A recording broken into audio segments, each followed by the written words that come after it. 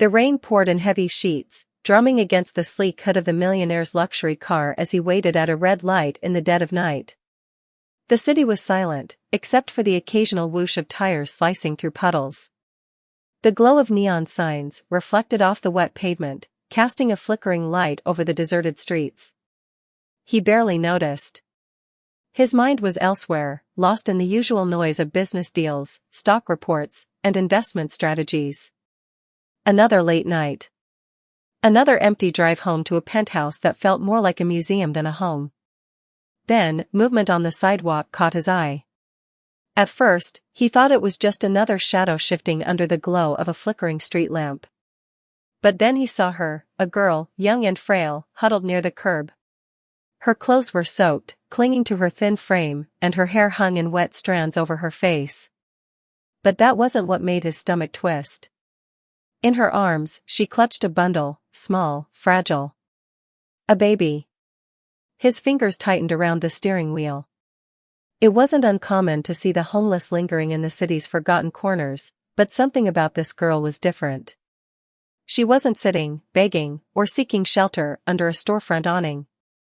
She was standing stiffly, like she was waiting for something, or someone.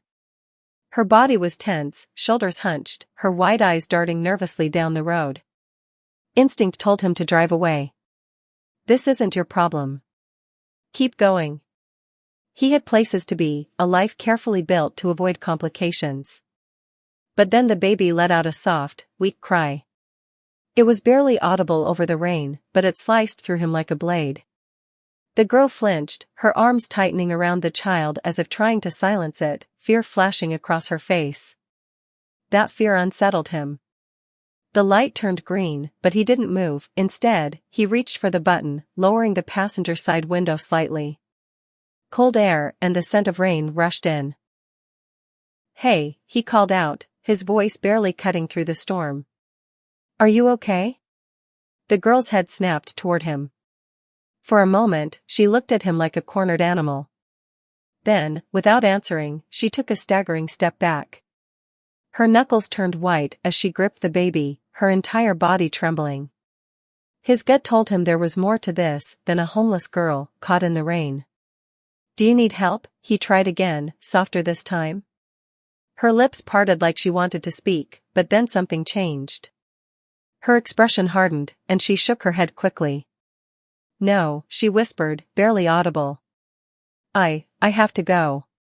She turned sharply, her bare feet splashing in a puddle as she tried to walk away, but her legs wobbled. She was exhausted, on the edge of collapse. He could see it in the way her body moved, the way she struggled to keep the baby close. Then, out of the corner of his eye, he saw something that made his blood run cold. A black car. Parked just down the street. Engine running. Headlights off. Watching. He didn't know why, but something about that car sent a jolt of unease through him. It wasn't a coincidence.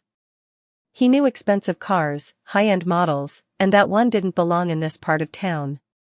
Someone was looking for her. And judging by the way she stiffened when she noticed it, she knew it too. Panic flashed in her eyes. She turned away quickly, trying to move faster, but her steps were uneven, her strength failing her. He should have left it alone. He should have just driven away.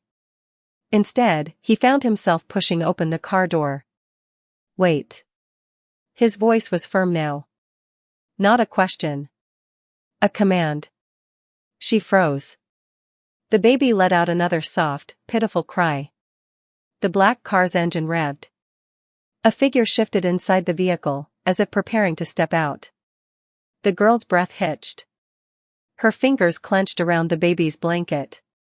She looked trapped. "Get in the car," he said, his voice low but urgent. She hesitated, shaking her head quickly. "I can't." "Yes, you can. Get in." His heart pounded. He didn't know why he was doing this, but everything in him screamed that if she walked away now, he'd never see her again. And somehow, that thought felt worse than whatever trouble he was about to invite into his life. She looked at him, really looked at him this time. as if weighing whether he was more dangerous than whatever was coming for her. A car door behind her creaked open. That was all it took. She darted forward, slipping into the passenger seat, cradling the baby tightly against her chest. The moment she was inside, he slammed the door shut and hit the gas. The tires screeched against the wet pavement as they sped off. He didn't look back. But in the rearview mirror, he saw the black car pull onto the road behind them. The city lights blurred as the millionaire's car sped through the rain-slicked streets, the windshield wipers working furiously against the downpour. His hands gripped the wheel tightly, his jaw clenched. He didn't know what had just happened, why he had done what he did, but the weight of the situation pressed down on him like a vice. The girl in the passenger seat sat hunched, her arms wrapped tightly around the small, trembling bundle in her lap.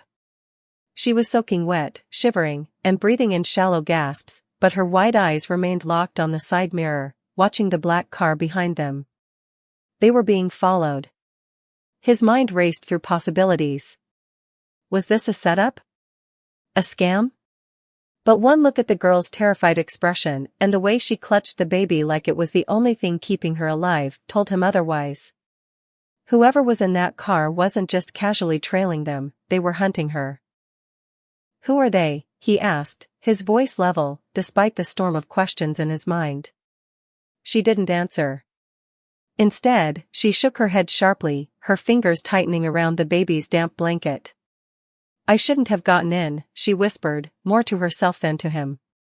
They'll find me no matter what. His foot pressed harder on the gas.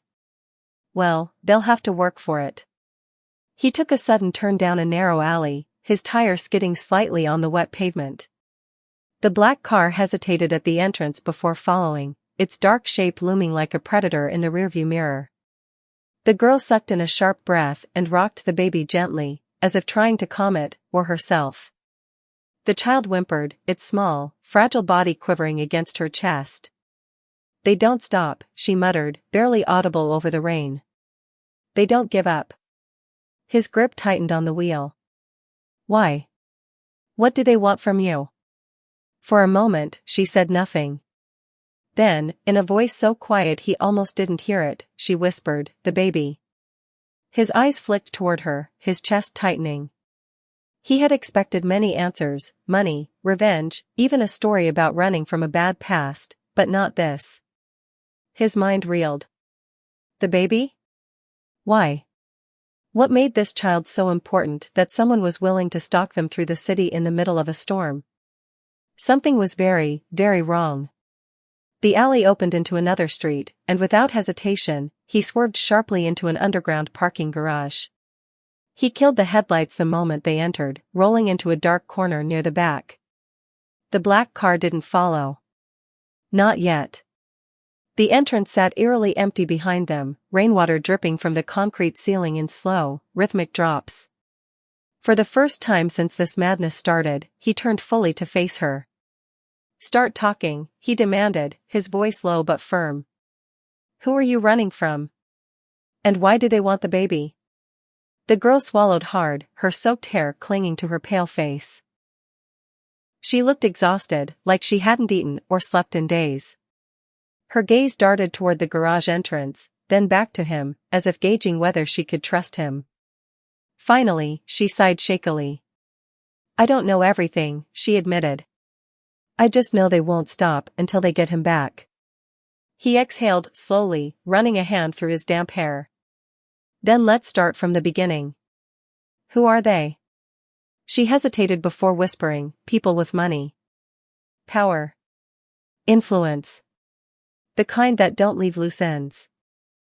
Who are they? He asked, his voice level despite the storm of questions in his mind. She didn't answer. Instead, she shook her head sharply, her fingers tightening around the baby's damp blanket. I shouldn't have gotten in, she whispered, more to herself than to him. They'll find me no matter what. His foot pressed harder on the gas. Well, they'll have to work for it. He took a sudden turn down a narrow alley, his tire skidding slightly on the wet pavement. The black car hesitated at the entrance, before following, its dark shape looming like a predator in the rearview mirror. The girl sucked in a sharp breath and rocked the baby gently, as if trying to calm it, or herself. The child whimpered, its small, fragile body quivering against her chest. "They don't stop," she muttered, barely audible over the rain. "They don't give up." His grip tightened on the wheel. "Why? What do they want from you?" For a moment, she said nothing. Then, in a voice so quiet he almost didn't hear it, she whispered, "The baby." His eyes flicked toward her, his chest tightening. He had expected many answers, money, revenge, even a story about running from a bad past, but not this. His mind reeled. The baby? Why? What made this child so important that someone was willing to stalk them through the city in the middle of a storm? Something was very, very wrong. The alley opened into another street, and without hesitation, he swerved sharply into an underground parking garage. He killed the headlights the moment they entered, rolling into a dark corner near the back. The black car didn't follow. Not yet. The entrance sat eerily empty behind them, rainwater dripping from the concrete ceiling in slow, rhythmic drops. For the first time since this madness started, he turned fully to face her.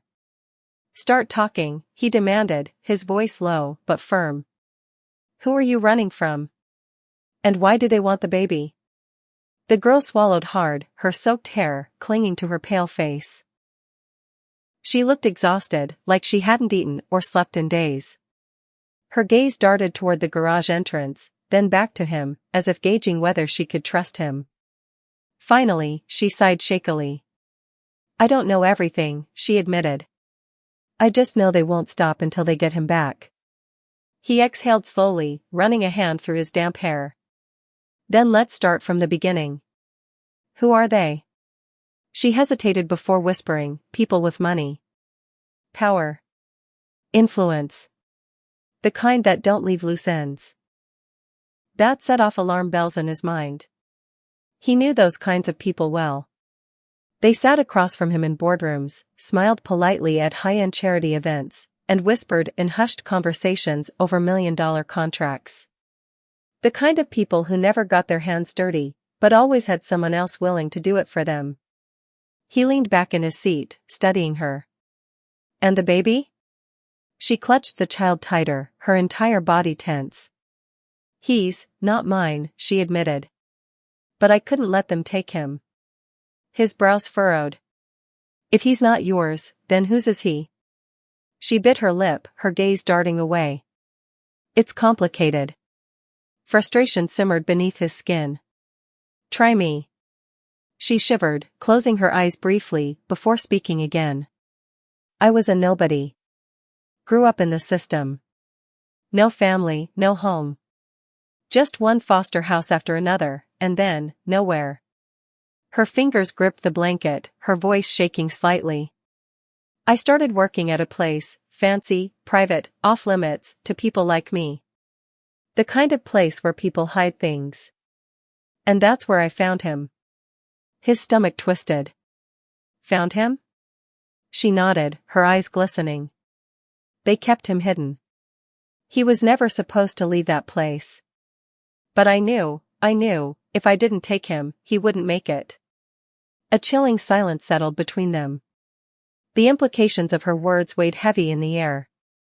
This wasn't just a case of a runaway girl with a stolen child, this was something far, far darker. And if what she was saying was true, then the people chasing her weren't just some angry foster parents or social workers. They were people who considered the baby their property. A deep, unsettled feeling settled in his gut. He didn't know why, but he believed her. The desperation in her voice, the haunted look in her eyes, it was real. And if that was true, then getting involved had been the worst possible decision he could have made. Yet, here he was. Before he could respond, the baby stirred in her arms, its tiny hand gripping the edge of her jacket. His heart clenched at the sight. He didn't know much about children, but he knew this one had been through hell. It was too small, too frail, like it had barely survived whatever nightmare it had come from. A sharp noise echoed through the garage. Both of them tensed. He glanced at the entrance, his body on high alert. A single car had pulled in, not the black one from earlier, but another. Dark windows. No plates. His pulse quickened. The girl paled. It's them. His stomach dropped. He didn't know what mess he had just stepped into. But one thing was clear. They weren't getting out of this easily. The underground garage was silent except for the slow, steady drip of rainwater from the concrete ceiling. The millionaire's grip tightened on the steering wheel as he watched the dark car roll to a stop at the far end of the lot. Its windows were tinted so heavily that even the dim glow of overhead lights couldn't reveal the figures inside. No headlights. No engine noise. Just a silent, waiting presence, watching. His pulse quickened. He wasn't a man easily rattled. Years in business had taught him how to handle ruthless negotiations, high-stakes deals, and men who would do anything for power. But this? This was different. This wasn't about numbers or contracts. This was something colder. Something that made the air feel thick with danger. He exhaled slowly and turned to the girl beside him. She was rigid, clutching the baby as if letting go meant losing everything. Her breath came in short, shaky gasps, and even in the dim light, he could see the fear in her eyes, raw and unfiltered. "They found me," she whispered, her voice barely audible. "I see that," he muttered, mind racing. He wasn't a fool. He had power, influence, and money, but he wasn't a fighter. And right now, none of his wealth could stop whatever was sitting in that car, waiting to make a move. His first instinct was to get out of there. But if they wanted to hurt the girl, why hadn't they acted yet? The realization crept over him like ice. They weren't here to confront him. They were here to watch.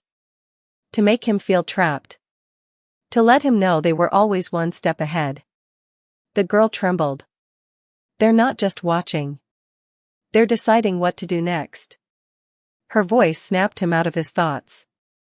He knew she was right. The longer they sat here, the more power they gave the people in that car. He needed to take control. "Listen to me," he said, his tone firm but calm. "I need you to trust me." Her head snapped toward him. "Trust you?" She let out a hollow laugh, but there was no humor in it. "You don't understand. These people don't leave loose ends." "Then we don't give them the chance," he said, shifting the car into gear. "Hold on." The engine roared to life, and he slammed the accelerator, the tire screeching against the wet concrete.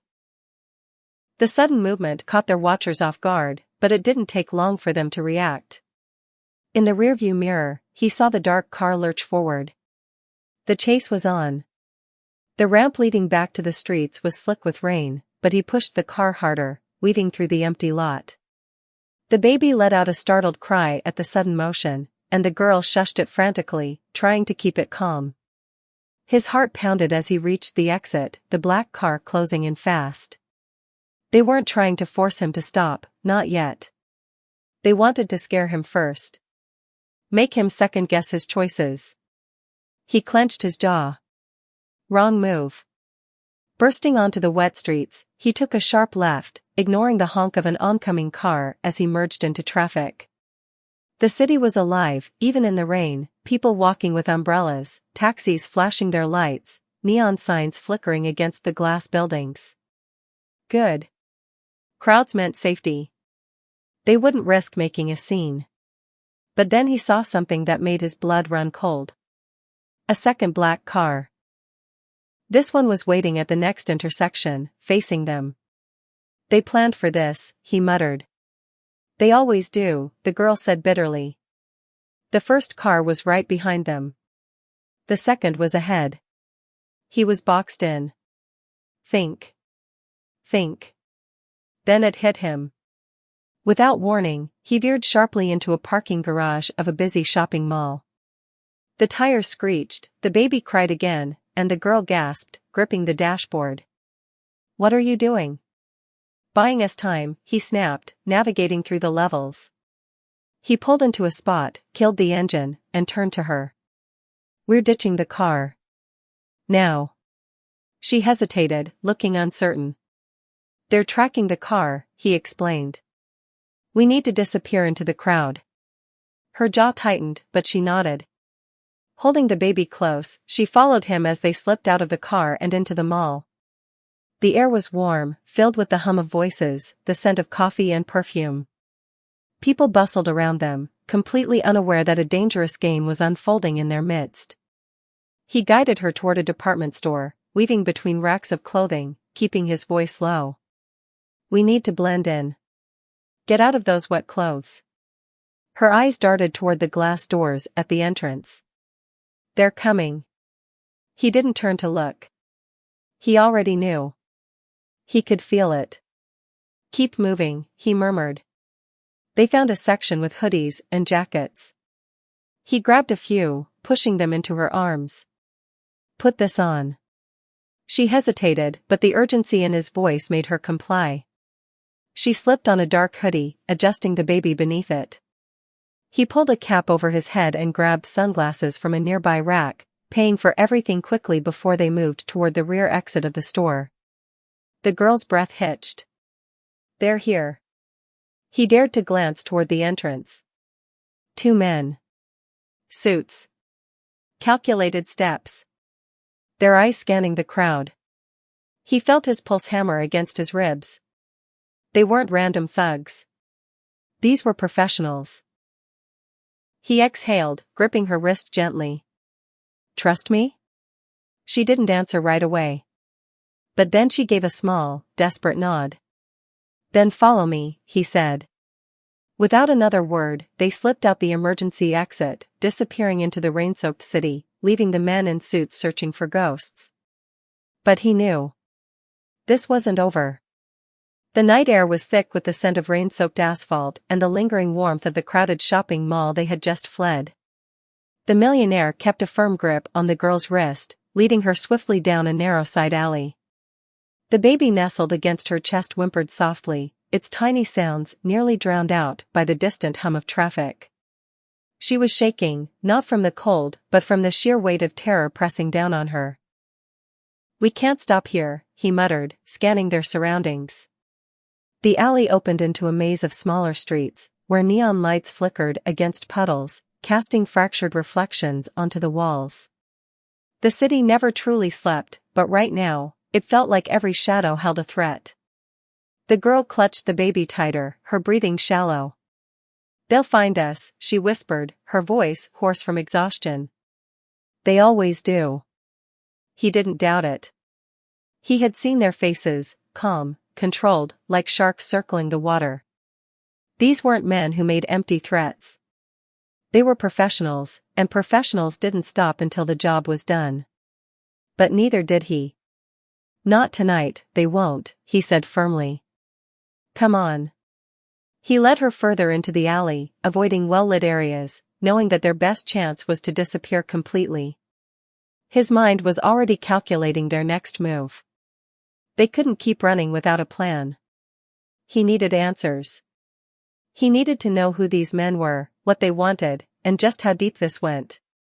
A flickering neon sign ahead caught his attention, a small, all-night diner, tucked into the shadows of the towering buildings. He didn't hesitate, pushing open the heavy glass door and guiding her inside. The warmth hit them instantly. The smell of coffee, fried food, and old linoleum filled the space. A tired-looking waitress glanced up from behind the counter, barely acknowledging them before returning to her crossword puzzle. A lone trucker sat in a booth near the window, nursing a cup of coffee, oblivious to their entrance. Perfect. He steered her toward a booth at the back, out of sight from the street. She sank into the seat, her arms still wrapped protectively around the baby. He could see the exhaustion etched into her face, the deep shadows under her eyes, the way her hands trembled as she smoothed down the child's blanket. She had been running for a long time. He slid into the seat across from her, leaning forward. We need to talk. She shook her head, her gaze darting to the entrance. No. We need to keep moving. You're running on fumes, he countered. You won't make it if you don't stop for a second and tell me what's going on. She exhaled sharply, rubbing her forehead. I already told you. They want the baby. That's not enough, he pressed. Who are they? What do they want with him? She hesitated, then glanced down at the sleeping child in her arms. It's not just about him. It's about where he came from. He frowned. Meaning? She swallowed hard, her fingers curling around the fabric of the baby's blanket. I used to clean rooms at a place, high-end, private. The kind of place where people hide things. She lifted her gaze, her eyes glassy with unshed tears. That's where I found him. He wasn't supposed to exist. A chill ran down his spine. Explain, he said, his voice low. She exhaled shakily. I didn't think much of it at first. The place had strict rules, staff weren't allowed in certain rooms, security was tight, and people came and went at odd hours. But one night, I heard something. A baby crying. It was coming from one of the locked rooms. He watched her closely, feeling the weight of what she was about to say. I shouldn't have stopped, she murmured, shaking her head. I should have just walked away. But I couldn't. So I found a way inside. A long pause. She took a deep breath, as if the memory itself hurt. He was there. Alone. No crib, no toys, nothing. Just a tiny, starving baby wrapped in a blanket. Like he was, waiting. Her voice cracked. Like he was forgotten. A heavy silence fell between them. The millionaire leaned back slightly, his mind racing. You're saying they were keeping him there? Why? She clenched her jaw. I don't know. But I do know that the second I took him, alarms went off. Not literal ones, but they knew. And ever since then, they've been hunting me. His stomach twisted. This wasn't just about a runaway girl and a baby. This was something bigger.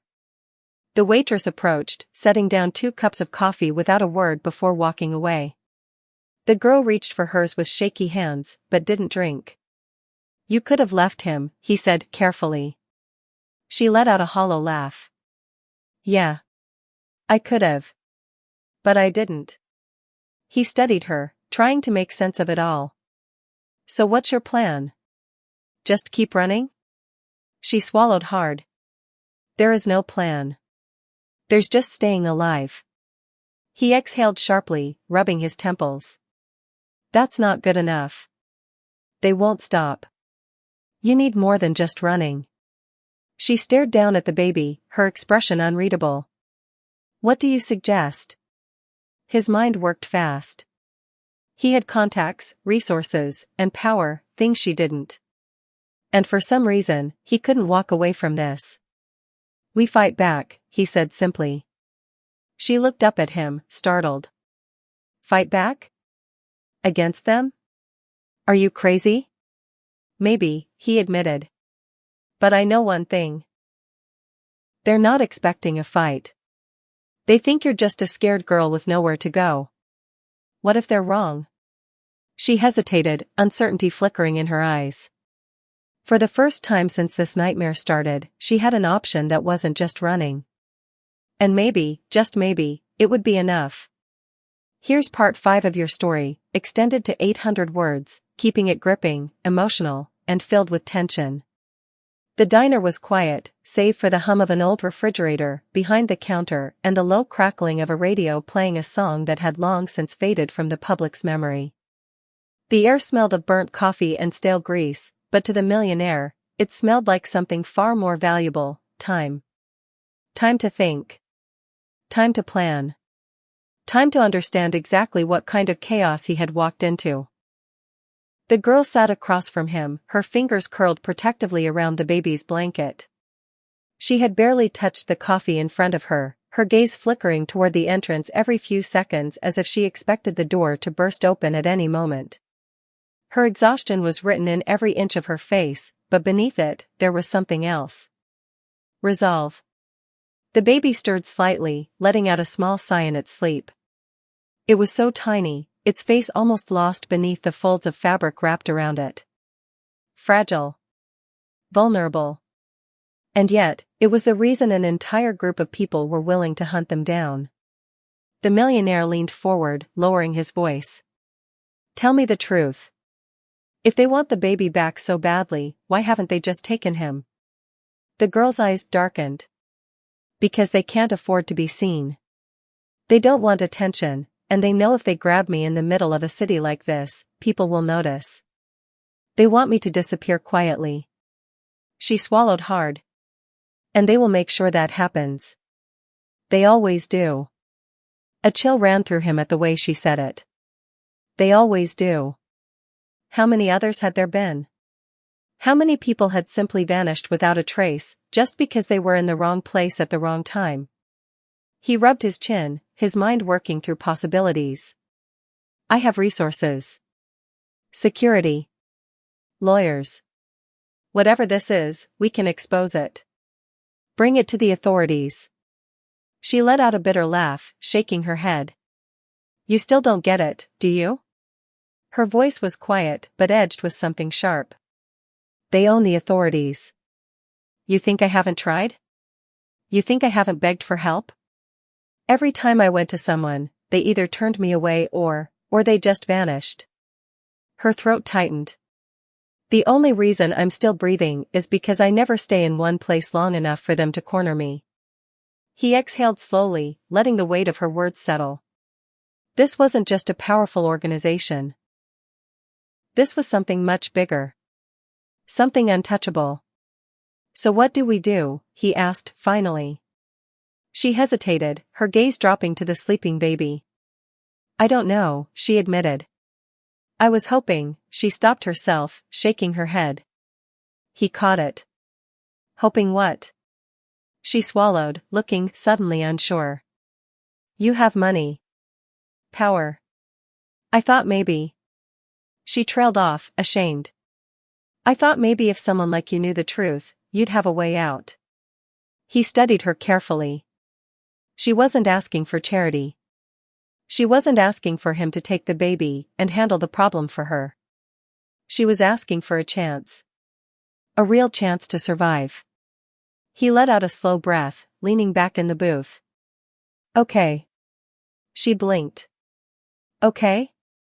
Okay, he repeated, nodding. I don't know how yet, but we'll figure something out. The relief in her eyes was almost painful to witness. But before they could say another word, the door to the diner creaked open.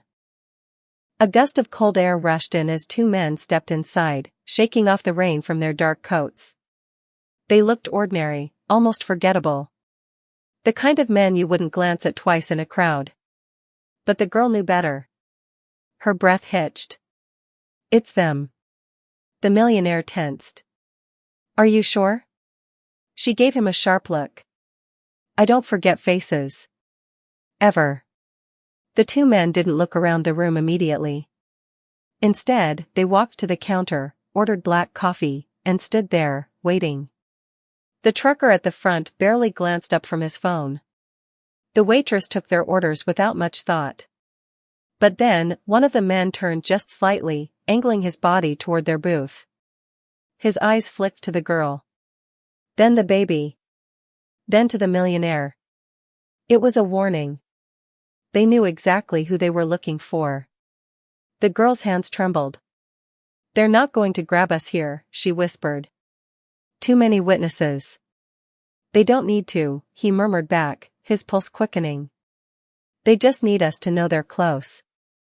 The men took their coffee and walked out without another glance, stepping back into the rain-drenched streets. But the message was clear. They weren't alone. The girl let out a shaky breath. We have to go. He didn't argue. He pulled a few bills from his pocket, left them on the table, and grabbed his jacket. We can't go back to the car. They'll be watching it. She nodded quickly, adjusting the baby's blanket as they slipped out the back door of the diner into the narrow alley behind it. The rain had slowed to a light drizzle, mist curling through the air like ghostly fingers. Where now? She whispered. He didn't answer immediately. His mind was calculating, eliminating options. They couldn't run forever. They needed leverage. Something to fight back. Then it hit him. I know someone, he said finally. Someone who can help us disappear. She hesitated. Who? A friend. Ex-military. He's good at making people invisible. He glanced at her. But if we do this, there's no going back. You ready for that? She held his gaze, then looked down at the baby in her arms. Let's go, she said. They disappeared into the night, the neon lights of the city fading behind them. But even as they moved, they knew one thing. The hunt wasn't over. And the next move? Would have to be theirs. The rain had thinned to a steady mist by the time they reached the farthest edge of the city. The millionaire led the girl through the maze of back streets, avoiding main roads, security cameras, and well-lit areas. Every time they passed another alleyway or turned a corner, she would glance over her shoulder, gripping the baby tighter against her chest, her breath quick and shallow. The paranoia wasn't misplaced. They were being hunted. The men in suits weren't just watching anymore. They had made their message clear at the diner. They weren't going to wait much longer. The millionaire's mind worked through possibilities. His wealth and influence could buy them a temporary reprieve, but money only went so far when the people after them didn't care about consequences. He needed someone who understood how to vanish, someone who knew how to erase people from existence, without a trace. He pulled out his phone, glancing at the dim screen. One number. No name. Just a contact that had remained in his phone for years, unused. He hesitated only a moment before dialing. The call was answered on the second ring. A deep voice, laced with caution. Who is this? It's me, the millionaire said, keeping his tone steady. I need a favor. There was a pause. A long one. Then, finally, how bad? Bad enough. Another silence. Then the voice sighed. You still know where to find me? Yeah. Come alone. The line went dead. The millionaire exhaled slowly, slipping the phone back into his pocket. He turned to the girl. We have a way out. She didn't look relieved. Are you sure we can trust this person? He met her gaze. No. But we don't have another choice. She hesitated, then nodded. Let's go. They moved quickly, blending into the night as best they could. The farther they went, the more the city shifted. The clean, modern buildings gave way to old warehouses, abandoned train yards, and streets littered with forgotten things. The kind of place where secrets could be buried without a second thought. They reached an old industrial complex, the air thick with the scent of oil and rust. A single flickering street lamp buzzed above a large warehouse, its paint peeling, its windows dark. The girl tensed. This is it? He nodded, stepping forward. Every instinct screamed at him to be cautious. This wasn't a place for people like him. It never had been. But tonight, he wasn't just a millionaire. He was a man running out of options. He knocked twice on the rusted metal door. A long pause. Then the sound of heavy bolts sliding open. The door creaked as it was pulled inward, revealing a figure in the dim light. The man standing there was built like a tank, broad shoulders, sharp eyes that missed nothing, and a face marked with the kind of experiences most people never lived to talk about.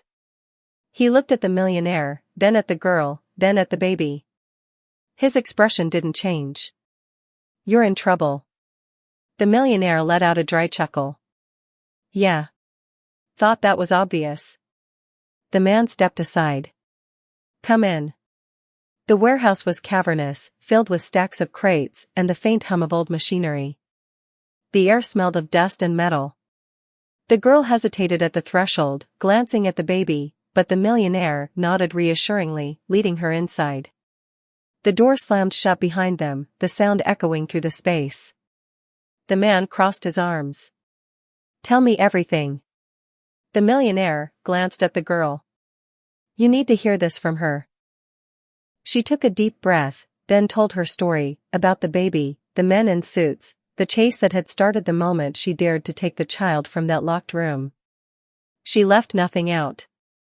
When she finished, the warehouse fell into silence. The man exhaled slowly, rubbing his jaw. "You have no idea what you've stepped into." The millionaire frowned. "Then tell us." The man hesitated. Then, finally, he said, "The people after you, they don't just deal in money. They deal in power. And that baby? He's worth more than anything in their world." The girl stiffened. "Why?" The man sighed. "Because he's not supposed to exist." A cold silence settled between them. "What does that mean?" the millionaire asked. The man looked at him. "It means whoever had that child hidden away wasn't hiding him for protection. They were hiding him because someone very powerful didn't want the world to know about him.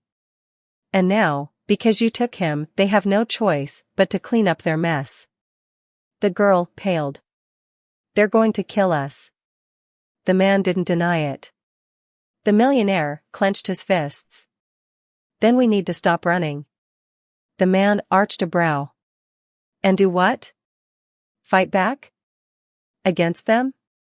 "Yes," the millionaire said without hesitation. "We can't hide forever. But if we can find out who's behind this, if we expose the truth," the man let out a sharp laugh. "You think exposing them is enough? You don't get it. The second you go public, you become a target. They won't let you talk. They won't let you breathe." The girl's hands tightened around the baby. "Then what do we do?" The man studied them for a long moment, then sighed. "I can get you out of here. I can erase you, make it like you never existed. But if you do this, you can't come back. You'll be ghosts. No names, no past, no future." The girl's throat tightened. "And if we stay?" The man met her gaze. "Then you die." The room was suffocating with unspoken fears. The millionaire exhaled, running a hand through his hair. "There's got to be another way." The man hesitated, then pulled something from his pocket, a small flash drive. "This is the only lead I've got. It's a name. Just one. Someone high enough in their ranks to know everything." The girl swallowed hard. "What do we do with it?" The man's eyes darkened. "You find them. And you make them talk." The millionaire took the drive, feeling the weight of it in his palm. They weren't running anymore. Now, it was time to fight back. The warehouse air was thick with dust and tension. The single bulb overhead cast a dull yellow glow over the concrete floor, illuminating the small flash drive resting in the millionaire's palm. Something so small, yet it felt heavier than anything he had ever held. The girl stared at it, her arms wrapped protectively around the baby, her knuckles white with tension. The man, his old contact, his last hope, stood with his arms crossed, watching them both carefully. "This name," the millionaire said, turning the drive between his fingers. "Who is it?" The man exhaled slowly, as if deciding just how much he was willing to reveal. Then, finally, he spoke. "It's someone close," he said. "Someone with access to both sides, yours and theirs." He met the millionaire's gaze. "Someone you know." The words hit like a cold slap. His jaw tightened. "That's not possible." The man's expression didn't change. "You wouldn't have made it this far if it weren't true." The girl's grip on the baby tightened. "You're saying the people hunting us, they're connected to him?" She shot the millionaire a sharp look, suspicion creeping into her exhausted eyes. He felt a surge of anger, not at her, but at the situation. He had spent his life among the rich and powerful, navigating boardrooms full of men who smiled in the daylight and made ruthless decisions in the shadows. But this was different. This was bigger than any corporate betrayal or financial scheme. "Who is it?" he asked again, his voice low, controlled. The man hesitated. Then, he reached into his pocket and pulled out a burner phone. He tapped a few keys, then turned the screen toward them. A name flashed across the screen. The millionaire felt his stomach drop. No. It wasn't just someone he knew. It was someone he trusted. The girl frowned, watching his reaction. Who is it? He swallowed hard, his hands curling into fists. My business partner. The silence that followed was deafening. The girl looked between them, disbelief etched across her face. You're saying the person behind all of this, the one hunting us, is someone who works with you? The man nodded. It makes sense, doesn't it? Someone had to make sure no one in your world started asking the wrong questions. Someone had to make sure you didn't start looking too closely. But now? He gestured to the baby. Now you've stumbled into something they never wanted you to see. The millionaire felt his pulse pounding in his ears. It made too much sense. His business partner had always been connected to powerful people, had always seemed to know the right players in the government, the private sector, the underworld. He had never questioned it before. Why would he? They had built an empire together, made billions together. And yet, here he was. Being hunted. I need to talk to him, the millionaire said, his voice sharp. The man snorted. You think he's just going to confess over coffee? No, he admitted. But I know how to get the truth. The girl's brow furrowed. How? He clenched his jaw. I make him believe I'm still on his side. The man studied him for a long moment, then shook his head. That's a dangerous game. I don't have a choice, he said, slipping the flash drive into his pocket. If he's the one pulling the strings, I need to know why. I need to know exactly what we're up against, before we make our next move. The girl still looked uncertain. And what if he figures out what you're doing? Then we're already dead, he said simply. A heavy silence fell. The man sighed. Fine. But you need an exit plan. If this goes south, you don't want to be standing in the open when the gunfire starts. The girl flinched at the word gunfire, her hold on the baby tightening. The millionaire nodded. I'll handle it. Just get them somewhere safe. The girl's eyes widened. Wait. You're going alone? I have to. No, she said immediately. You don't. This isn't just your fight anymore. If something happens to you, then at least you'll still have a chance, he interrupted firmly. That's what matters. She shook her head, frustration and something else, something deeper, flashing in her eyes. I don't need you to be a hero. I'm not trying to be one, he said. I'm trying to end this. She didn't look convinced. The man placed a firm hand on his shoulder.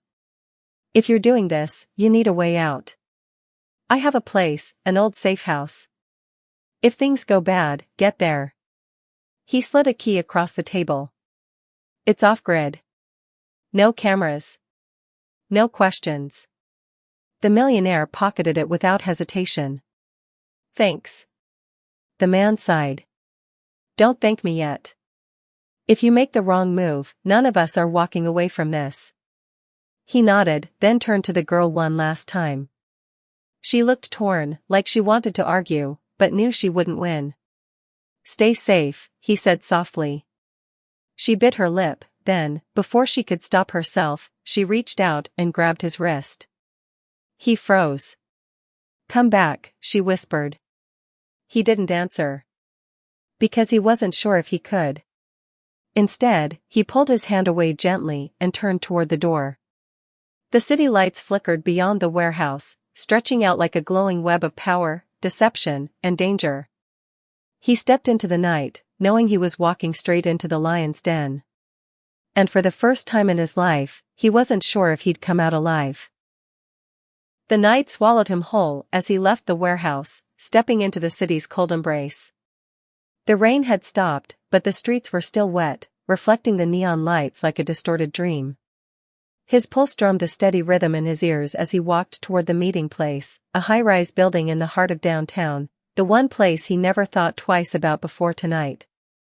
His world had always been one of sleek glass offices, high-powered negotiations, and the silent weight of wealth. But tonight, that world had turned against him. Tonight, the man he had trusted, the one who had stood beside him as they built their empire, was the same man who had orchestrated this nightmare. He took a deep breath, stepping through the building's rotating doors, his mind already working through the script he needed to play. The receptionist barely glanced at him before nodding toward the elevators. He didn't need clearance. This was his company too. As he ascended to the top floor, his reflection stared back at him in the polished elevator doors. You're walking into a trap. He knew it. But this time, you're not walking in blind. The doors slid open with a soft chime, revealing a dimly lit office, its floor-to-ceiling windows offering a breathtaking view of the city, a city he had once ruled without fear. And there, standing behind a desk of polished mahogany, was him. His business partner. His friend. The man who had sent killers after a helpless girl and her child. The man who had betrayed him. His partner turned, a calm smile on his face, as if this was just another late-night meeting. You look like hell, he remarked, pouring himself a drink from the crystal decanter on the bar. The rich scent of aged whiskey filled the room. I take it things haven't been going well? The millionaire didn't move from the elevator. He wasn't here for pleasantries. Cut the act, he said coldly. I know. His partner raised a brow, feigning confusion. Know what? You've been hunting her. You've been hunting the baby. He took a step forward, his muscles coiled tight. And I want to know why. The man let out a small sigh, swirling the amber liquid in his glass. I was hoping you wouldn't get involved in this. But I did, the millionaire said sharply. And now you're going to tell me the truth. His partner studied him for a long moment, then set the glass down with deliberate care. All right, he said, leaning against the desk. The truth, then. The room suddenly felt smaller, the air heavier. The baby was never supposed to survive, his partner said simply. The words hit like a blow to the chest. He's the son of a very powerful man, his partner continued, watching for a reaction. A man who made a mistake, one that couldn't be allowed to exist. He exhaled slowly. You see, when people reach a certain level of power, they don't make mistakes. Not ones that can leave behind evidence. Not ones that can grow up in, he smirked. 'Cause problems. The millionaire clenched his fists. So you were just going to kill him? His partner tilted his head slightly. I wasn't. But the people who own this world? He gave a slow, knowing smile. They would have. A deep rage burned inside the millionaire. The girl had been right. There had never been anywhere to run. They were never going to let the baby live. But now? Now he wasn't going to let them win. You know, his partner continued, walking toward the window, I could make this all go away for you. He gestured toward the city. You walk out of here, let things run their course, and in a few days, this will all be forgotten. You go back to your life. Back to making money, back to power. And that girl? That baby? He smiled. You'll never have to think about them again. The millionaire's jaw tightened. And if I don't? His partner sighed, turning back to him. Then I have to assume you're a problem, too. The silence between them stretched. Then the millionaire reached into his pocket. Slowly. His partner's eyes flicked downward, but there was no weapon. Just a small flash drive, held between two fingers. Then let's make this interesting, the millionaire said. His partner frowned. What's that? The insurance policy, the millionaire said coolly. Everything you've done.